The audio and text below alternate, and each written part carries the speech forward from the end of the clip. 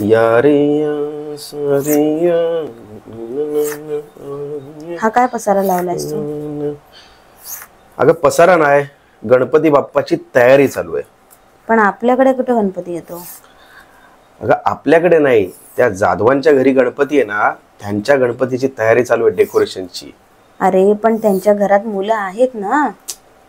काय आहे, काल मला जाधव भेटलेले तर मला म्हणाले, मनोज तू खूपच क्रिएटिव्ह माइंडचा आहेस, छान डेकोरेशन कर आणि पैशाची अजिबात काळजी नको करू, जेवढे लागतील तेवढे लागतील पण एकदम मस्त झालं पाहिजे. अरे पैशांचा विषय येतो कुठे? त्यांची मुलं आहेत ना, ते करू शकतात ना.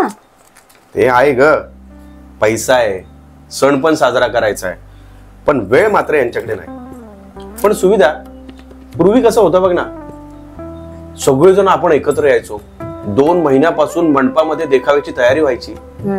आपल्या पण घरातले कामाला जायचे ग, पण संध्याकाळी आल्या आल्या थेट पहिले मंडपात आणि देखाव्याची सुरुवात. सगळेजण एकत्र यायचे. मला तर आठवतं की चाळीतले सगळे लोक एकत्र यायचे, भजनं करायचे.